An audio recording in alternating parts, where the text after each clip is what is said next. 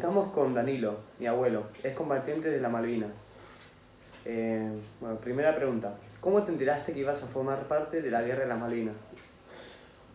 Bueno, yo estaba en una instrucción de soldados nuevos, recién incorporados a la clase 63, en los fondos del Regimiento 3 de Infantería de la Tablada.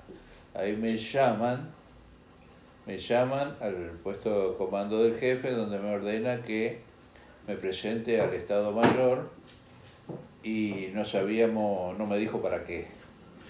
Cuando llego al Estado Mayor me dicen que tengo que concurrir a unirme a las tropas que concurren a Malvinas. De ahí fui a casa, le avisé a mi señora y tomé 2 o 3 cositas y como un compañero me llevó con el auto hasta otra vez de vuelta hasta el Estado Mayor. De ahí salía un colectivo que nos llevó hasta Campo de Mayo. Sí. En Campo de Mayo pasamos la tarde y la noche ahí. Al otro día nos llevaron en unos micros hasta Curuzú, Cuatiá, en la provincia de Corrientes. Ahí estuvimos una semana en preparativos y un día tomamos el tren en Curuzú hasta Paraná. En Paraná tomamos un avión hasta Comodoro Rivadavia.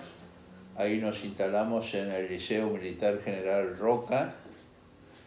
Nuestro destino entonces, en ese momento, no era Malvinas, era Río Gallegos. Y cuando íbamos con la columna de vehículos y armamento camino al Río Gallego, nos alcanza un vehículo militar y un patrullero de la policía. Nos hace parar, que retornemos a Comodoro Rivadavia y nos dirigíamos directamente al puerto, Sí. al aeropuerto, perdón, que de ahí salía un avión que nos llevaba a Malvinas. Okay. Así salimos rumbo a Malvinas. Dentro de esa pregunta dice, ¿cómo te sentías para hacer eso? ¿Te sentías preparado? Bueno, ya llevaba un par de años en la institución. Nunca estuve. He tenido algunas escaramuzas así en los montes tucumanos, pero nunca estuve en una guerra en sí, ¿no? Sí. Me sentía bien, ansioso sería la respuesta por lo que me tocaría vivir, ¿no? Sí. Y por supuesto en la mente siempre es la familia, porque uno está yendo a un lugar donde no sabe si vuelve. Entonces estaba muy ansioso. ¿Tenías miedo? Miedo siempre hay, siempre existe. El tema es vencer el miedo y eso es lo que más cuesta. La segunda pregunta dice, ¿qué fue lo más difícil o angustiante de este combate? Bueno, lo más difícil fue cuando quedamos en primera línea de combate.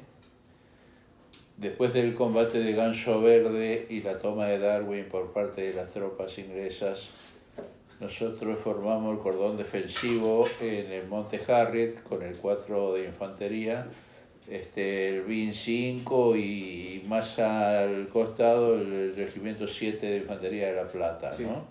Yo estaba con la Brigada de Infantería 3 como jefe de grupo de tiradores en primera línea de combate. Y lo angustiante, digamos, estábamos en bombardeo, bajo bombardeo continuo, de día y de noche. Y había mucho, lo que angustiaba un poco era la cantidad de heridos. Sí. Heridos y, como por los bombardeos, pocos muertos, pero sí muchísimos heridos. Y eso te angustiaba un poco porque llegaba el momento en que pensabas, ¿seré yo el próximo? ¿O quién? Sí. Y es muy difícil en mi situación como jefe de grupo de tiradores mantener a la gente que tenés bajo tu responsabilidad de hacer las cosas bien, porque un error tuyo puede causar la muerte de un soldado de tu grupo. Sí. Y eso sí, sería muy angustiante. ¿Cómo era la alimentación? ¿Cómo dormían? Bueno, la alimentación, antes de que desembarquen los ingleses Sí. y antes de quedar en primera línea de combate, se podría cocinar. Teníamos el cocinero con su cocina de campaña, el cual preparaba unos exquisitos guisos recalientes por el frío que hacía, ¿no es cierto? Y eso nos mantenía muy bien, hasta que quedamos en primera línea de combate. En primera línea no te llegan, o por lo menos a nosotros no llegaban los víveres, porque ni bien se acercaban, les empezaban a tirar, a cañonear y todo lo que sea, y le era imposible llegar hasta nosotros. Sí, llegaba más o menos hasta mitad de camino, un poquito más, que venía un vehículo con la comida, con víveres, ¿no? Y nos tendríamos que mandar una patrulla hacia ese lugar, ¿no es cierto?, esquivando bombas, las minas antipersonales y los bombardeos también, ¿no? Y llegar a ese lugar y retirar racionamiento para la gente, lo que se podía traer. Normalmente racionamiento frío, latas como es, vos abrías una lata, a lo mejor adentro había un hermoso guiso de arroz, pero para eso tenías que calentarla, para no comerlo frío, helado, eso, y hacer un fueguito para calentar eso. Ya un humo que salía, te empezaban a caer las bombas ahí al lado, entonces no se podía. Y prácticamente no se comía. Sí, lo que requeríamos y que era importantísimo para nosotros eran las petacas con bebidas o como en cigarrillos, y la barra de chocolate. La barra de chocolate es impresionante cómo te ayuda para combatir el frío. La comida, si por ahí llegaba alguna lata, los soldados no los comían porque frío no se podía. Y encima el miedo te paraliza. Estás bajo bombardeo continuo, ves que cae el que está al lado tuyo, el otro que está allá, y qué sé yo. Hace a que vos sientas como si fuera un nudo en el estómago. Sí, no te dan ganas de comer. Y si vos comes algo, lo vomitas, ¿no? Entonces eran la barra de chocolate, la petaca de whisky y, ¿cómo es? Y los cigarrillos, eso sí, ¿no? Y de dormir bajo bombardeo enemigo, imposible. Dormitas por ahí sentado, algún poquito, ¿no? Pero rezando para que no te caiga una bomba encima, ¿no? En los momentos que no estaban en enfrentamiento, ¿qué hacían con tus compañeros? Bueno, eso esa pregunta vendría a ser antes de que antes del desembarco inglés, cuando todavía estábamos en espera y viendo a ver cuál era la ubicación que nuestros jefes nos asignaban dentro de la isla, ¿no? Sí. Bueno, y sí, había preparativos, limpieza de armamento especialmente, ¿no es cierto?, controlar el armamento, las municiones, ¿no es cierto?, y la ropa de uno, el correaje donde vos ponías 5 cargadores, o 6 a veces, eso lo pones en tus cintos así, ¿no es cierto?, y pesadísimo, ¿no? Y preparativos de esa clase, ¿no? Y algunos escribían a la familia, sí, pero muy pocos. Sí. No daba la situación para eso. Entiendo. La quinta. ¿Ustedes sabían lo que estaba ocurriendo en sus casas con su familia? ¿Tenían alguna información sobre tu lugar? Era muy poca la información porque no se recibía una correspondencia continua, digamos, ¿no? Era difícil de llegar. Sí, a lo mejor por ahí recibías una carta cada 15 días, aerogramas se llamaban, pero como es muy escaso. Hay veces que pasaba más de 15 días porque puedas recibir uno, porque también está la situación de la situación nuestra en primera línea de combate no se acerca a nadie, Sí, y menos para traerte una cartita, pese a que vos te levanta el espíritu leer y enterarte de cómo está la familia, ¿no? sí, Eso es, preferimos municiones y no una sí. cartita, ¿viste? Es así, porque es la plena guerra, ¿no entendés? No estuve atrás, estuve adelante en primera línea de combate, por eso las situaciones vividas son diferentes. Entiendo, sí. ¿Qué sentiste cuando la guerra al fin se terminó? Bueno, cuando la guerra se terminó, me bajó la presión. Porque caí prisionero, justo el último día, Sí, en el puerto, y ¿cómo es? Me sentí mal, me bajó la presión y me senté en una galería del local de los edificios del puerto. Me senté ahí, me quedé así apoyado en mi fusil, ¿no? Hasta habrá estado unos 5 o 10 minutos así hasta que volví sí, a recuperarme. Y bueno, después había escuchado por las radios que yo tenía, ¿viste? Los radios que usaban, ¿no? En la guerra, sí, que era ¿cómo se llama? De la casa del gobernador, nos iba diciendo que iba a aparecer un helicóptero inglés con una bandera blanca enorme y que no le tiráramos, que ahí venía el comandante inglés a reunirse con Menéndez en la casa de gobierno donde iban a tratar el tema de la rendición. sí. Que nosotros quedáramos en espera y que no efectuáramos ningún disparo al respecto. Última. ¿Qué se siente formar parte de un hecho tan histórico y ser uno de nuestros héroes en las Malvinas? Bueno, en ese momento era, como te dije, la ansiedad era terrible, ¿no? Después lo viví en plena situación de combate, ¿no? Sí, He sufrido la baja de dos miembros de mi equipo, la muerte de Serrador y la herida muy grave de Lescano. Y después,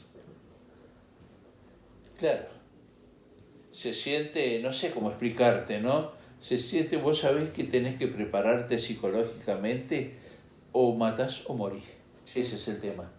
Matar o morir, ¿no? Y tenés que ser vivo por si tu enemigo se rinde o levantó las manos y no te dejó el armamento, no hay que matarlo, hay que agarrarlo.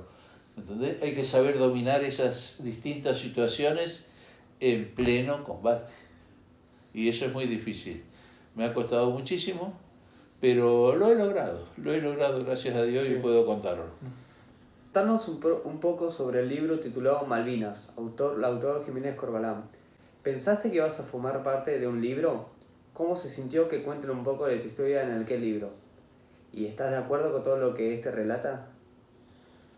Bueno, mira, sí, estoy de acuerdo. Está muy bueno el libro que escribió Lautaro Jiménez Corbalán, coronel mayor del ejército que estuvo en el 4 de Infantería, al lado mío prácticamente. Sí, Es decir, más lo conocía ya en Malvinas. Y he leído la mitad del libro y está bien, veo que no hay nada raro, nada extraño, es simplemente la verdad de lo acontecido, ¿no? La verdad. Es un coronel que explicó perfectamente bien lo acontecido en lo que era lo que se refiere al libro. sí, El libro no se refiere a todas las tropas de Malvinas, se refiere a lo que es el Regimiento 4 de Infantería y la Brigada de Infantería 3, ¿no? Su sección, que lo llaman ahora la sección olvidada, ¿no? Y nosotros los olvidados del Harriet, que es donde estuvimos, sí, ¿no? O los olvidados del Harriet porque nos pusieron ahí en un momento y no nos sacaron hasta que terminó la guerra, ¿no es cierto? Pero muy bueno y muy bien lo que escribe el coronel mayor Jiménez Corbalán. el fragmento del libro que dice: ante el dolor que expresaba Benítez, Pereira le aplicó una dosis de morfina y lo dejó al cuidado de Taibo. Al día siguiente fue evacuado por orden del Pablo Oliva hasta el Sin, que no sé qué puede ser eso, pero luego que le practicaban nuevas curaciones fue devuelto al frente del combate. ¿Cómo eran aquellas curaciones? ¿Quiénes las hacían? No recuerdo qué día era, o si no te diría la fecha. Sí. Yo estaba reunido con mi grupo donde estaba impartiendo las órdenes de grupo. ¿Qué quiere decir eso? Que le voy explicando a mi grupo, a mi tropa, a mis soldados, dónde se encontraba el enemigo, más o menos a qué distancia, Sí. ¿no? Y qué es lo que teníamos que hacer nosotros, cuál era nuestra finalidad de estar ahí en ese lugar, que era únicamente la de mantener el lugar, ¿no? Nuestra posición no era para atacar, sino para defender, ¿no?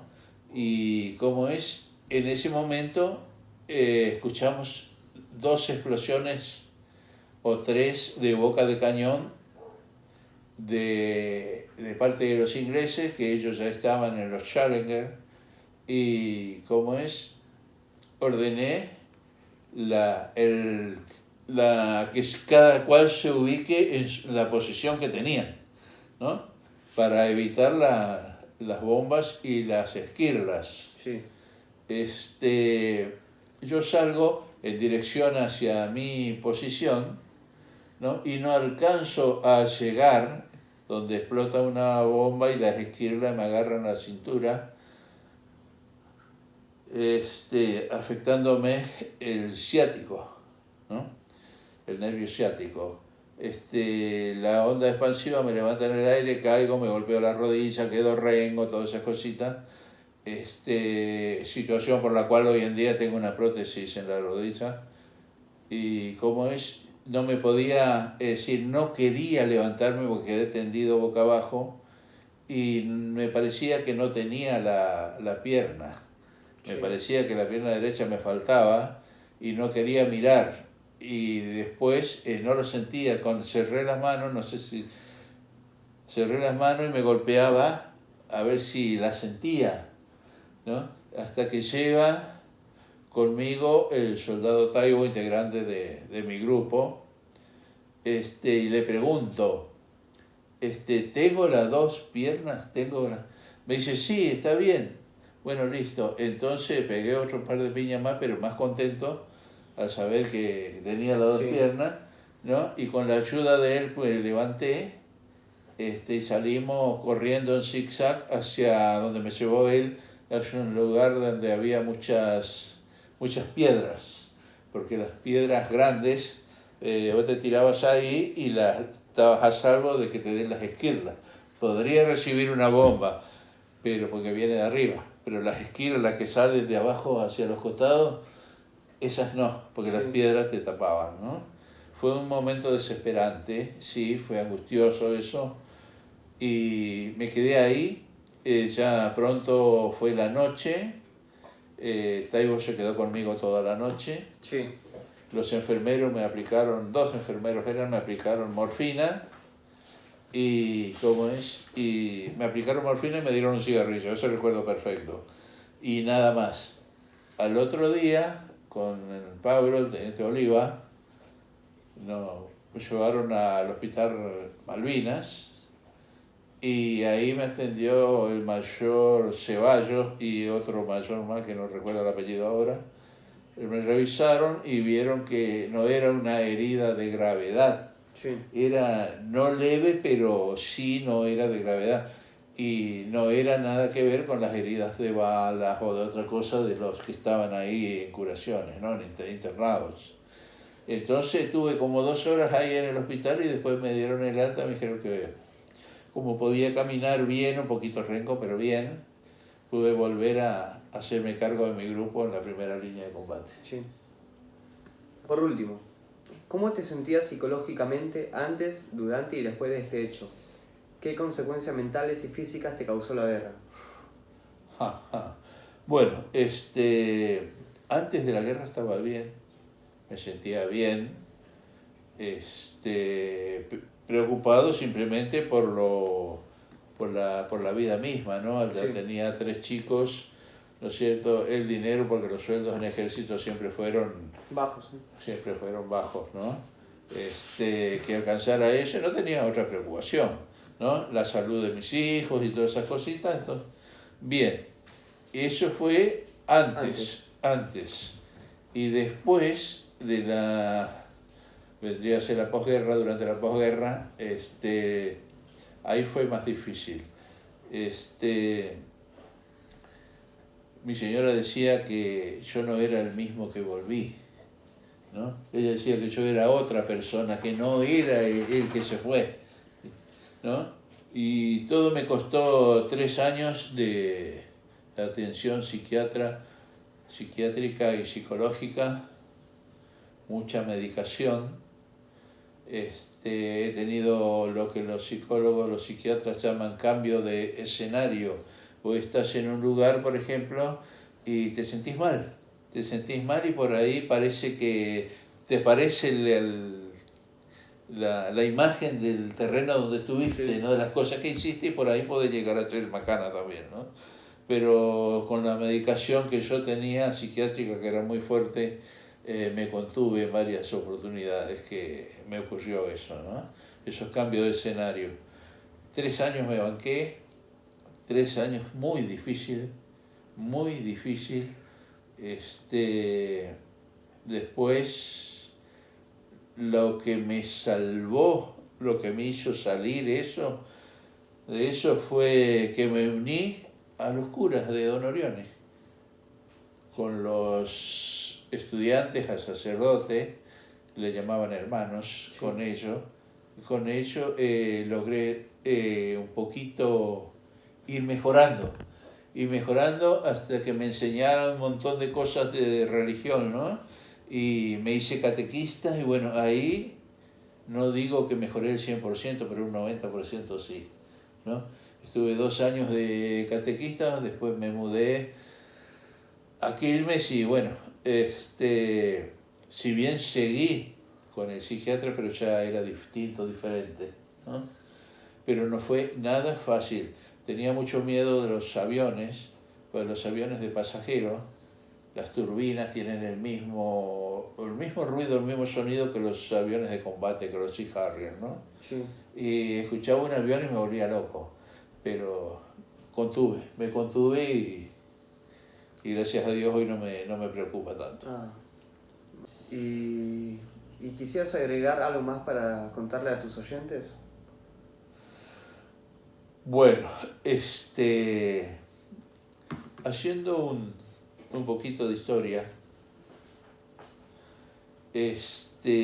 me molestó mucho la recepción a mi regreso de Malvinas, ¿no? En la fuerza, sí, en la fuerza de ejército. Pero después pensando dije, si yo no lo importé al pueblo, o no le dieron importancia al pueblo, o no le dieron la oportunidad al pueblo que se preocupe por nosotros, sino yo dije, San Martín tuvo que irse del país para morir en Francia, ¿no es cierto? Moreno se tuvo que ir, luego Rivadavia, no sé quién era, que murieron por ahí en el mar, en un barco, ¿no es cierto? Todos se tienen que ir de este país. Todos los que hicieron algo bueno se tienen que ir de este país. Y entonces, ¿por qué? Si no los atendieron a ellos como debe ser, ¿por qué lo van a hacer conmigo o con nosotros? Entonces por ahí me fui controlando, porque recuerdo bien esto.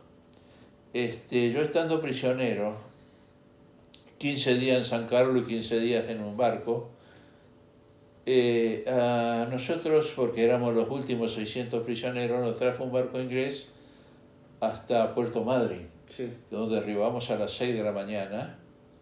Ahí bajamos en Puerto Madryn y recuerdo que nos hicieron formar arriba del barco en una fila, éramos 600, imagínate, la fila parecía una espiral, ¿no? Un capitán inglés se paró en donde comenzaba la escalera para bajar, y el general García, Osvaldo García, en la punta de la escalera, allá cuando bajábamos, ¿no? Cuando llegabas a la punta de la escalera, el inglés te daba la mano, qué sé yo, te decía, te palpeaba, te daba palmadas, y qué sé yo, todo bien, como si fuéramos grandes amigos. Y de ahí bajás la escalerita y allá te esperaba el general García. Cuando llegó recuerdo que me dio la mano, me quiso abrazar así y me dijo, bienvenido a casa, hijo. Gracias, le digo. Y ahí dos tipos me agarran, uno de un brazo y otro de otro brazo. Sí. Y me llevan directamente a un colectivo, había un montón de colectivos, ¿no? Pero todo cerrado, todas las ventanillas cerradas, todos los vidrios, cosas que entrabas ahí y no veías para afuera, ¿no? Me llevaron ahí, donde fueron amontonando más gente hasta que se llenó el colectivo, para que no tomáramos contacto con el periodismo ni con otra gente que había ahí, ¿no? Que no eran muchos porque prácticamente no se sabía que íbamos a llegar ahí. Sí. Y bueno, eso me molestó un poco, tomar el contacto con nuestra propia gente, decirle por lo menos, hola, qué sé yo, ¿viste? No. Y de ahí nos llevaron a la base aérea de Trelew, en los colectivos, y ahí bajamos, nos bajaron ya adentro, ahí no teníamos contacto con ningún civil, todos militares. Y bueno, habremos estado ahí a las 8, 9 de la mañana y tuvimos que esperar porque ahí había gente que venía a Capital, había gente que iba a Tucumán, había gente que iba a Córdoba, secciones así, y salían distintos aviones llevando a tal lugar, ¿no? Yo tenía que esperar el avión que me traía al Palomar, ¿no? Y tuvimos que esperar ahí hasta la 1:30 de la tarde ya, ¿sabes? Bueno, cuando subimos al avión, nos vinimos bien, llegamos al Palomar, bajamos otra vez. No podíamos tomar contacto con el periodismo ni con los civiles que estaban ahí, ¿no? No podíamos, éramos más prisioneros con lo nuestro que con los ingleses, ¿no? Bueno, eso fue muy molesto. He pensado escaparme de ahí, porque esperaba y no pasaba nada. Y como es, me agarraron dos centinelas de la Fuerza Aérea, casi me pegaron unos tiros. Ya harto, ¿viste? Ya me estaba por escapar y aguanté. Hasta que estaban esperando que oscurezca para sacarnos de ahí. ¿Y cómo es? Bueno, cuando se hizo de noche prácticamente salimos con los colectivos al regimiento de la Tablada, del Palomar a la Tablada.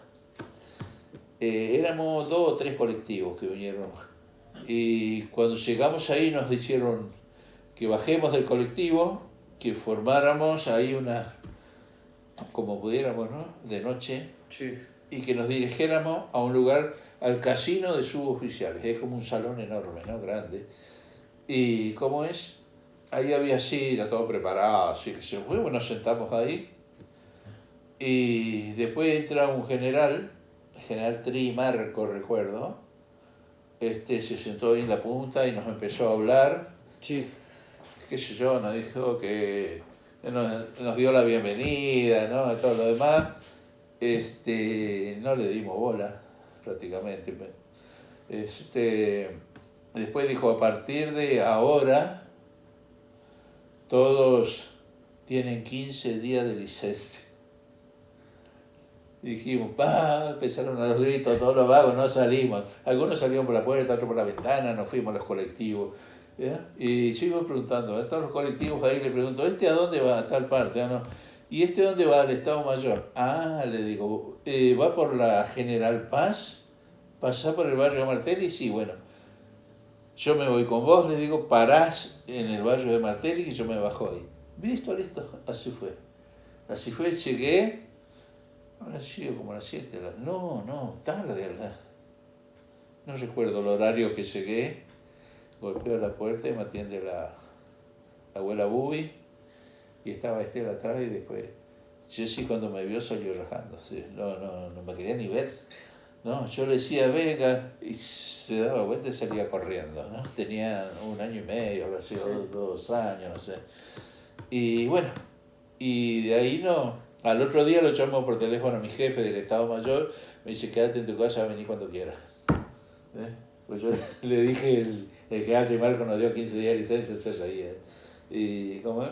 Me dijo, quédate en tu casa, vení cuando quieras, lo que necesites, llamame y pedime, no hay ningún problema. Así concluyó mi... Por supuesto, hay un montón de cosas que no me preguntas y que no las estoy diciendo, ¿no? Sí. Pero si no, esto sería muy largo.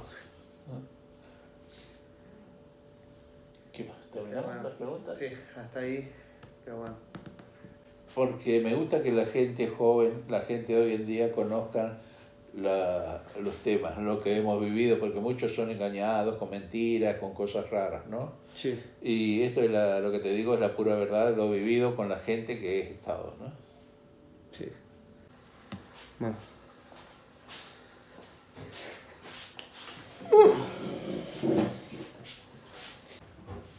Bueno, acá estamos con mi papá Rubén Longueira y vamos a hacer un reportaje para el trabajo de historia sobre preguntas del comienzo de la democracia. Así que bueno. Bueno, ¿cómo funcionó el gobierno de Alfonsín respecto a los derechos humanos y la hiperinflación? Bueno, en principio podríamos decir que con la llegada de la democracia se reconstituyen todos los derechos constitucionales. Además, se hizo una política, digamos, resaltando el derecho de los ciudadanos. Desde ya que veníamos de una dictadura feroz y fue un cambio muy importante. Todos estábamos muy entusiasmados con eso, con la llegada de los artistas que estaban prohibidos, escuchar las canciones que estaban prohibidas. Fue algo muy, digamos, importante. Fue un momento de alegría y de esperanza, de mucha esperanza. Se sentían las libertades, digamos, uno lo vivía en carne propia.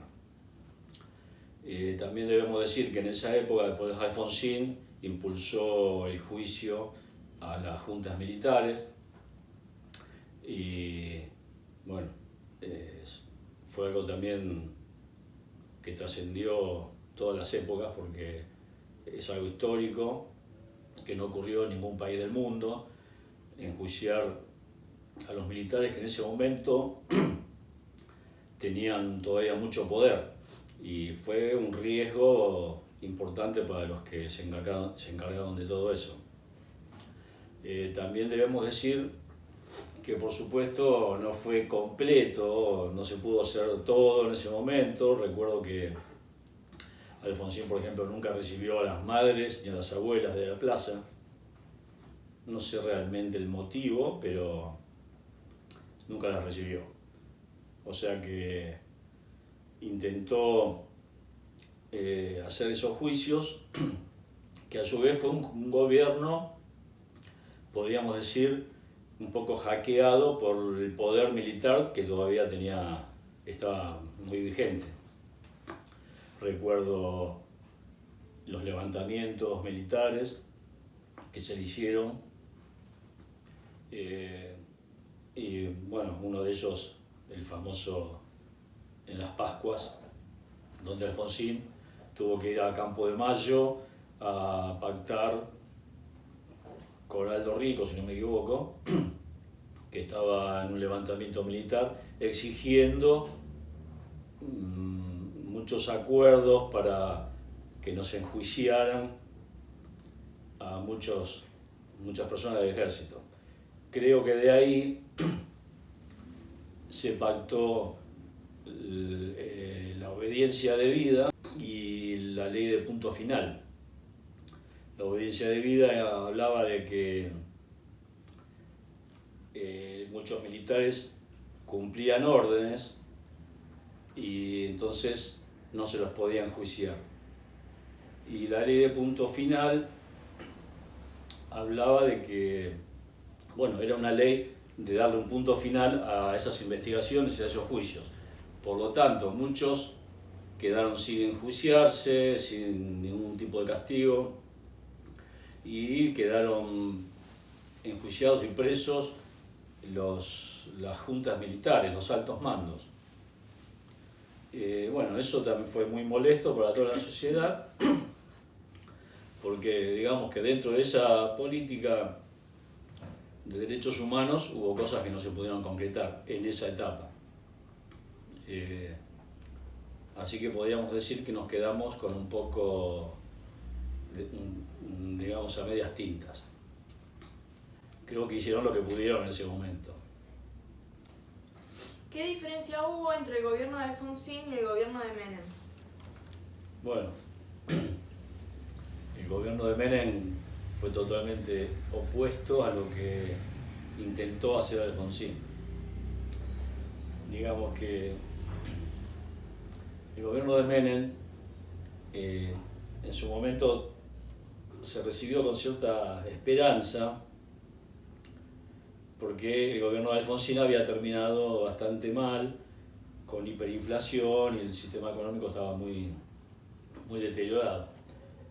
Y en el gobierno de Menem, como venía de digamos, del peronismo y con el eslogan de la revolución industrial o algo así, y bueno, se creyó que eso iba a funcionar, y resulta que, bueno, hizo un gobierno totalmente liberal, digamos de derecha. Llevó a cabo muchas privatizaciones, la mayoría de las empresas que pertenecían al Estado pasaron a ser privadas, es decir, como el agua, la luz, telefonías, bueno, YPF, aerolíneas, un montón de empresas que eran estatales, con la excusa de que eran deficitarias, pasaron a manos privadas. Los primeros años, digamos, parecía que el país funcionaba bien, pero resulta que eso generó muchísimo desempleo, y a partir del cuarto o quinto año había una desocupación tremenda en el país, la deuda externa había aumentado, y digamos empezó a vivir muy mal. Como estaba ese plan de 1 a 1, digamos que un peso valía $1, eso fue llamativo. Al comienzo mucha gente estaba entusiasmada porque fue como un engaño, creíamos que nuestra moneda valía lo mismo que el dólar, y mucha gente viajaba al exterior y la pasó bien en ese momento.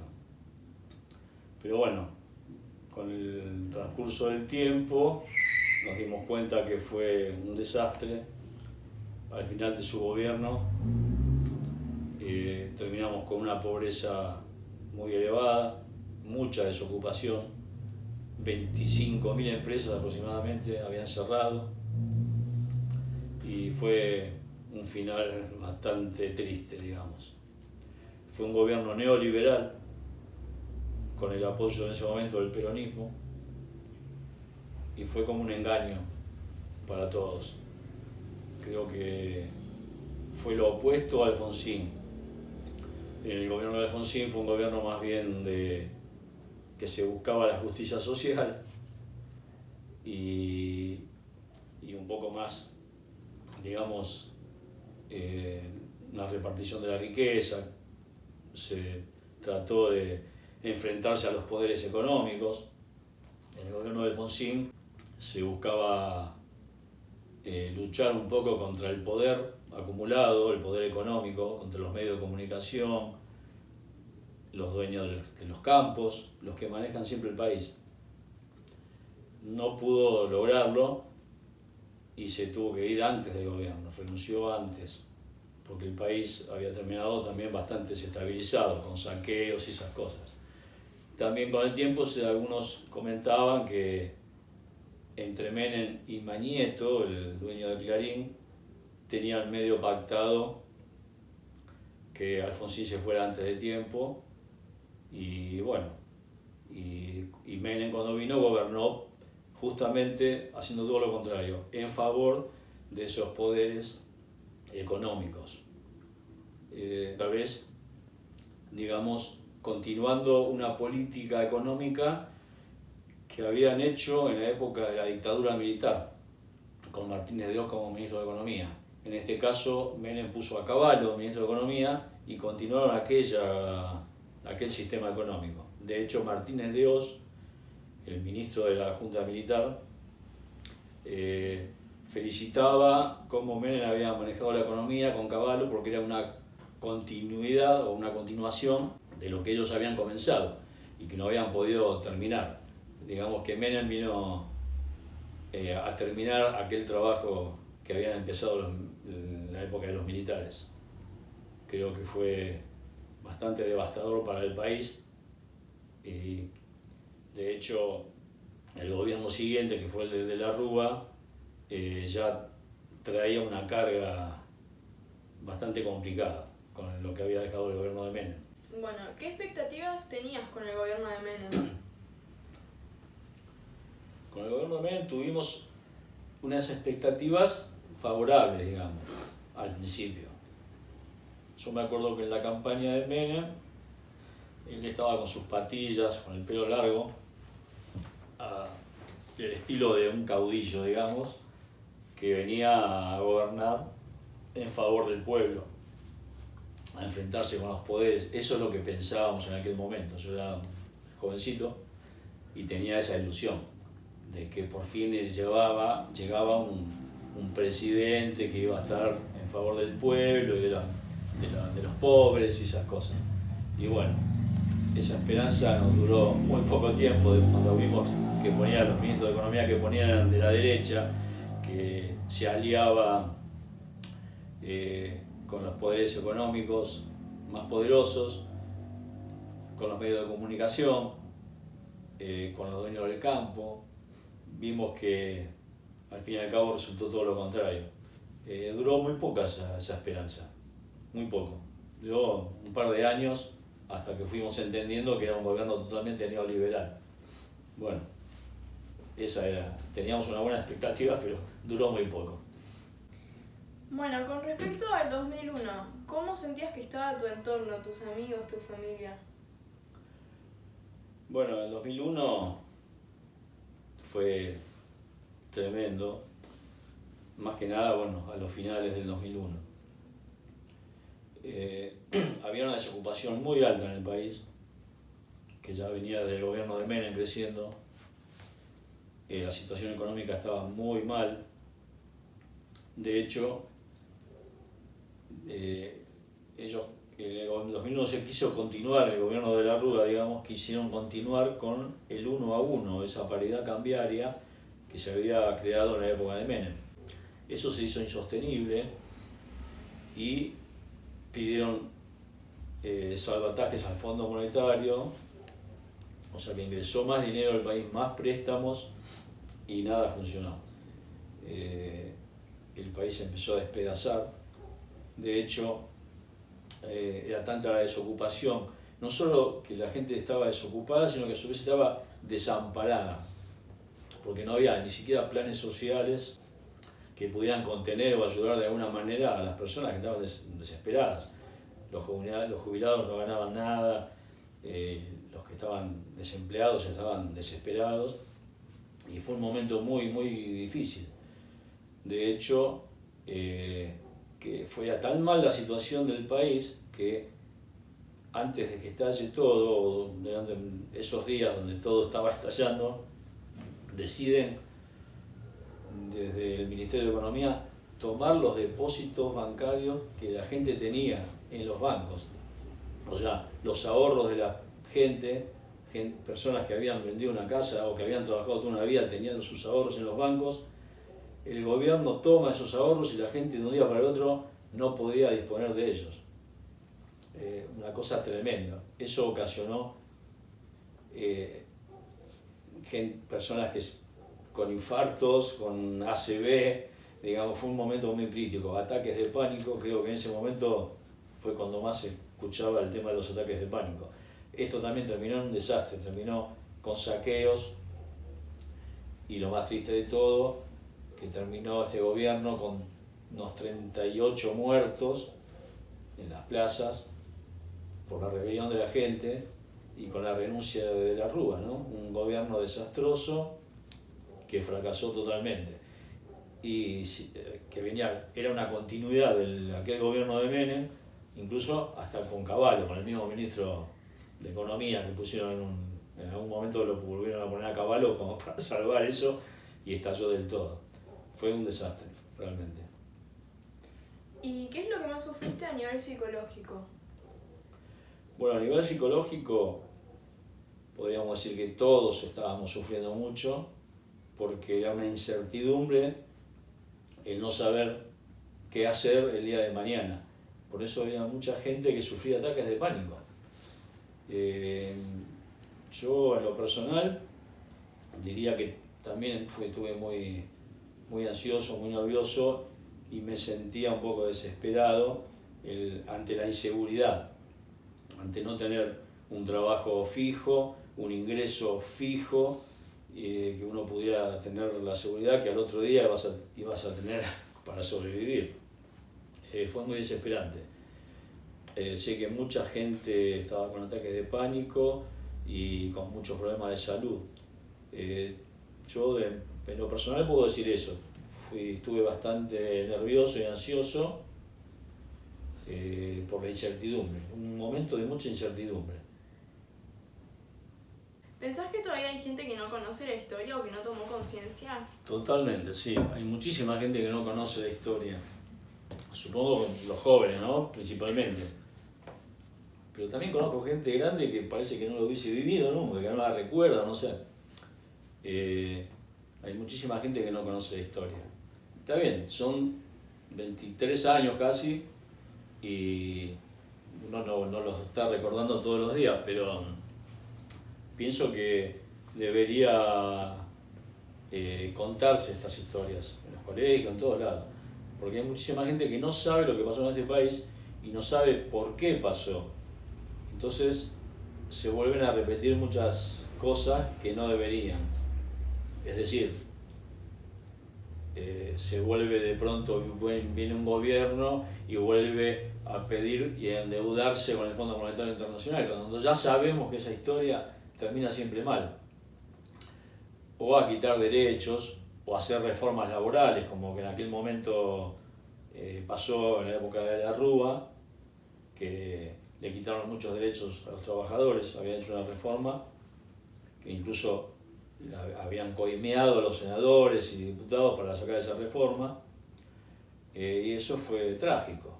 Y bueno, pienso que hay mucha gente que no conoce y que no saben que hubo 30 y pico de muertos en las plazas. Esa represión feroz, hay gente que no sabe que eso pasó. Por eso a veces se repite la historia que no debería repetirse. Las historias tan trágicas, ¿no? Sí, hay mucha gente que no sabe lo que pasó. Justamente yo quería preguntar si vos pensabas que esto podía volver a pasar. Pero bueno, más o menos en la pregunta anterior ya lo respondiste. Debido a que no la ignorancia quizás. Sí, ojalá no vuelva a pasar semejante cosa, ¿no es cierto? Donde hubo muertos y fue una tragedia tan grande. Las políticas sí veo que se repiten en muchos casos. Y a veces la represión también se repite, porque hay lugares donde se reprime mucho. Generalmente los gobiernos de derecha suelen reprimir mucho, porque le quitan derechos a la gente la pasa mal, y cuando sale el reclamo que es genuino, cuando ya no se aguanta más, se suele reprimir. Y la historia a veces se repite, por eso digo que, más que nada los jóvenes, cuando se encantan con un discurso que nuevo tal vez para ellos, que para nosotros que tenemos experiencia ya no es nada novedoso, y te hablan de achicar el Estado, o de una economía liberal donde el mercado lo soluciona todo. Sabemos que eso es una gran mentira y habría que explicarle a los jóvenes que todo eso ya lo hemos vivido. Si lo sabemos contar, digamos, si la historia la sabemos mostrar, puede ser que no se repita. Lo que pasa es que los poderes económicos, los que manejan el país, digamos, y los mediáticos, son tan importantes, tienen tanto poder, que logran borrar una historia, no te la cuentan, no te enterás en ningún lado, y te engañan es como con espejitos de colores. Entonces, el que no la vivió, no sabe que eso puede ocurrir. Entonces es muy difícil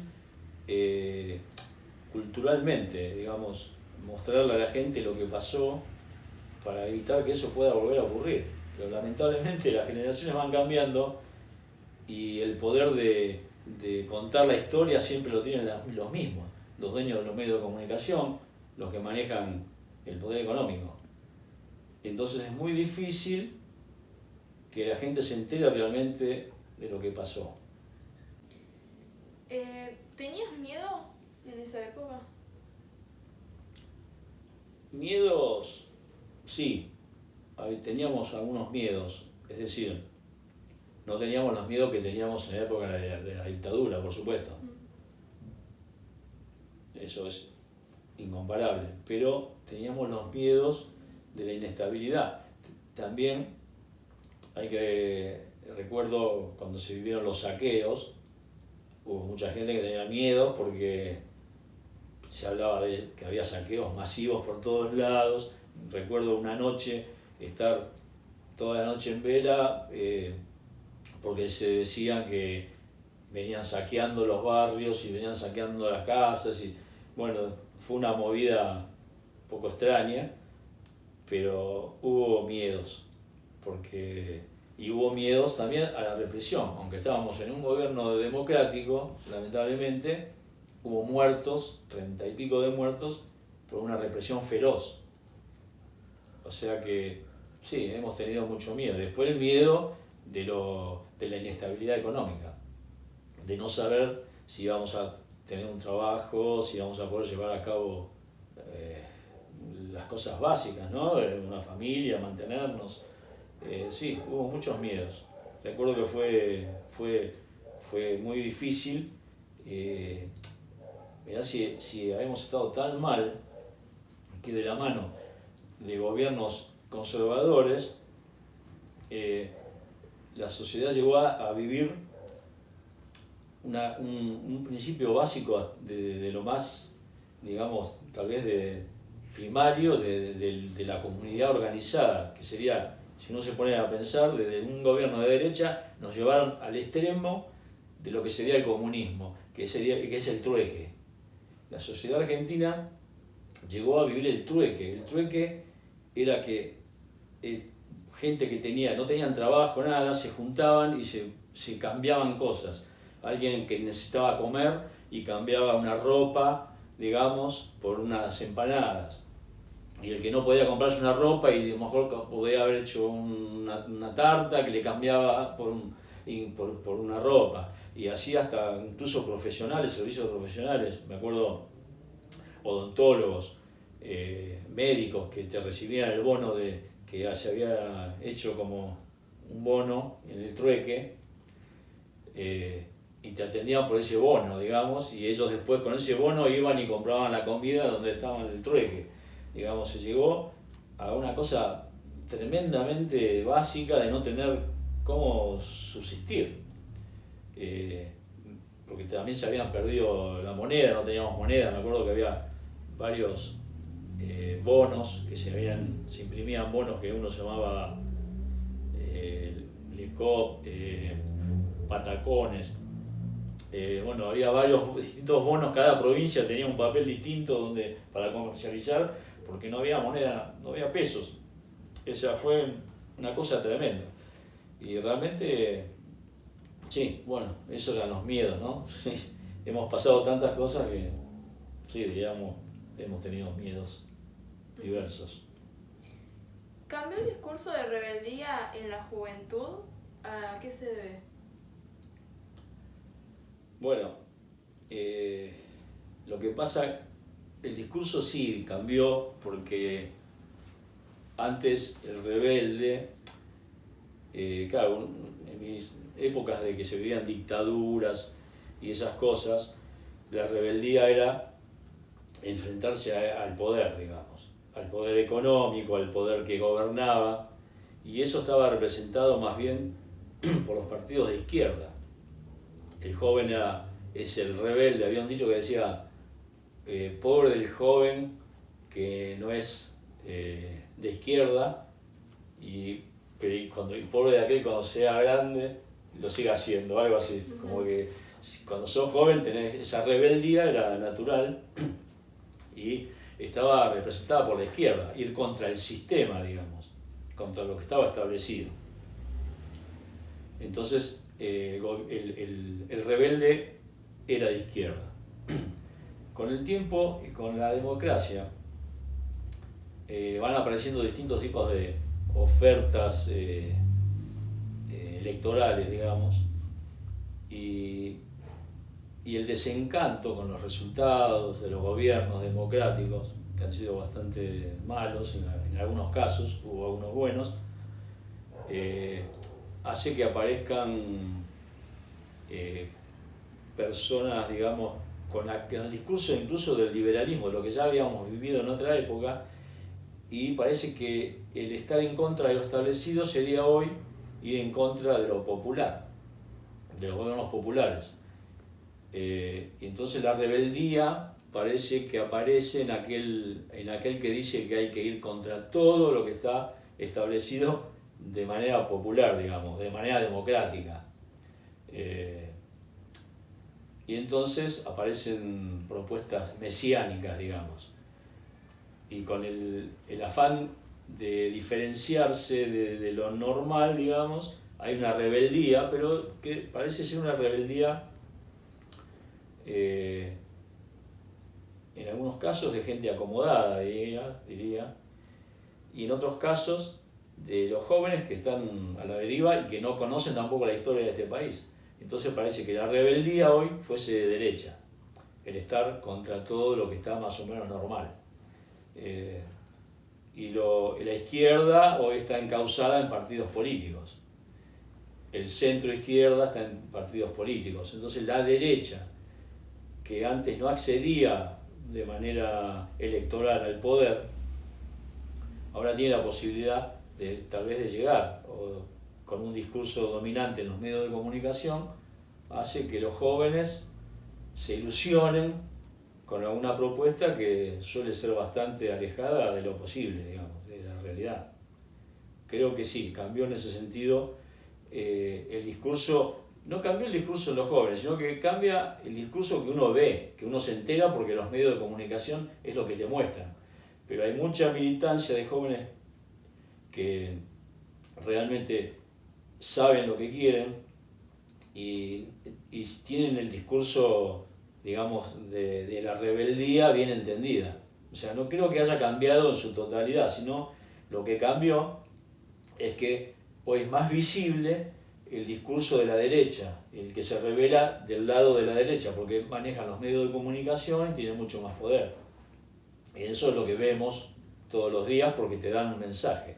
Pero creo que igual hay muchos jóvenes que militan por lo otro, por lo opuesto y por lo que es más popular y lo que nos atañe a todos, ¿no? Digamos, por la repartición de la riqueza, por la igualdad. Creo que lo que cambió es lo que se nota, pero lo otro también sigue estando. Creo que el discurso no cambió en su totalidad. Están los jóvenes que siempre militan, piensan, razonan y tienen una postura, y están los otros que se hacen notar mucho, pero no creo que sean tantos tampoco. ¿Sentís que es fácil acceder a información válida sin que ésta esté siendo manipulada por un objetivo político? No, fácil no es casi imposible. La información siempre tiene un mensaje político. No hay periodismo independiente porque siempre tienen una ideología de fondo. Siempre se informa lo que se quiere informar y con un mensaje, con un contenido para hacerte pensar de una determinada manera. De hecho, diríamos que uno no se informa, sino que uno casi busca que te digan lo que vos querés escuchar y te dicen lo que vos querés escuchar.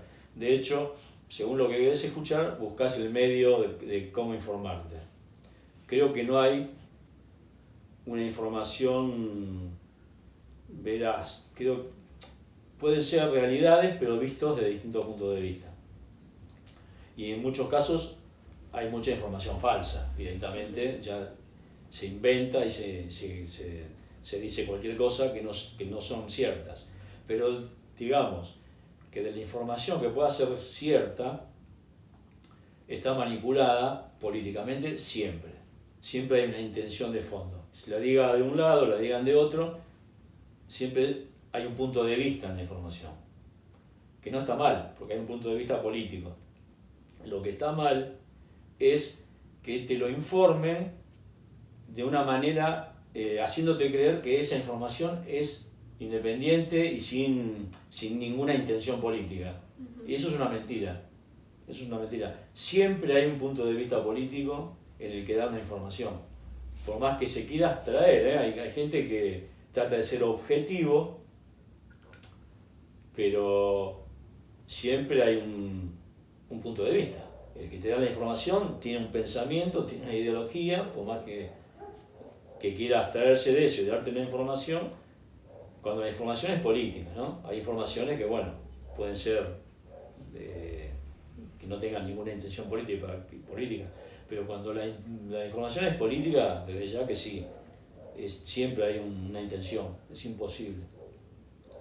¿Y quisieras por último decirle algo a tus oyentes o darle algún consejo, algún punto de vista a los adolescentes de hoy en día?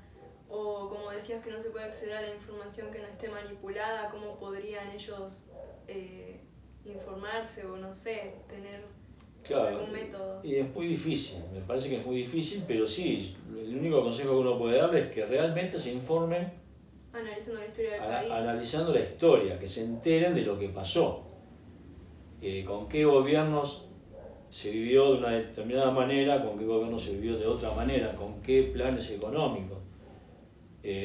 Pueden ir a la historia, bueno, se puede ir muy atrás, pero no hace falta ir tan atrás.